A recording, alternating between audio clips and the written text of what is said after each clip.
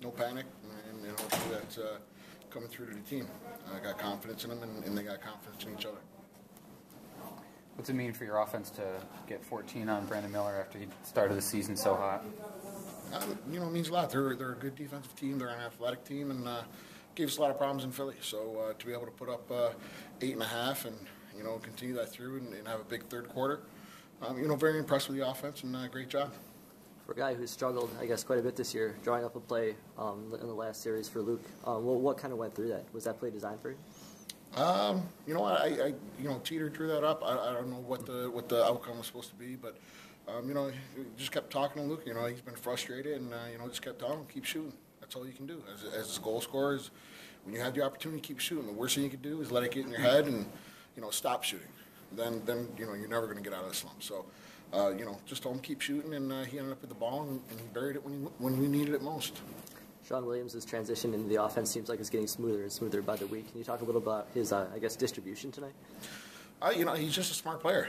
He spreads the floor. He knows where the man's going to be open before the guy even knows he's going to be open. So, it's all about smarts with him, and it's sort of rubbing off on the rest of the guys. We slowed the game down a lot on offense, and we work 5-on-5 a lot better than we did in the last couple of years. You put Mike Hominick in the lineup last week. He's got 6 goals for you now in 2 games. Tell me a little bit about his play. He's working real hard.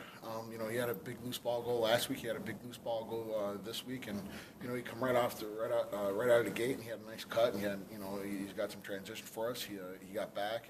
He's doing everything we asked him to do. He's on a loose ball team, and you get a guy like that who's real hungry and trying to earn his way, and he's doing it. He's earning his way.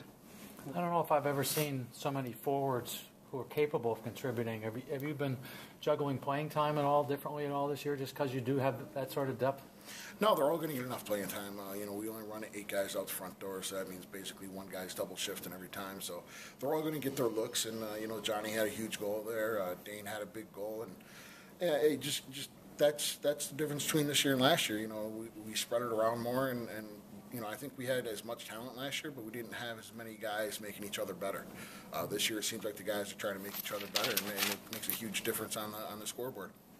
It's a pretty big penalty late in the game there, the hit by Rabel on Steenhouse. First of all, is he all right after that? And second of all, thoughts on the hit? That's part of lacrosse. Got to keep your head up. Silky probably shouldn't have thrown that pass. But it is what it is. At that moment in time, Selford did the right thing by pulling McNamara away. But at the same time, the guy's defenseless. They needed the ball there. It probably would have been a better play for Rabel to try and go after the ball than try and get the big hit. And, he cost their team the win tonight. Obviously one goal is, there's 13 other plays that somebody could have made. But, when you take a penalty in the last minute of a tied game, that's not a smart play. What kind of lift did Billy D give you? It seemed like Philly had a hard time going through the middle of your defense. Yeah, Billy's he's a great one-on-one defender, and he's very physical with the guys. And when Billy covers you, you just see a lot of guys just don't want to carry the ball against Billy, and it's just a psychological advantage to have him out there. He looked really good in practice, and that carried through to tonight. And very, very happy to have him back in the lineup. Another game where penalties didn't kill you, but they were kind of a problem. Do you look and see that as kind of something that you want to address going forward? I don't think penalties were a problem tonight. You're going to have penalties every single game.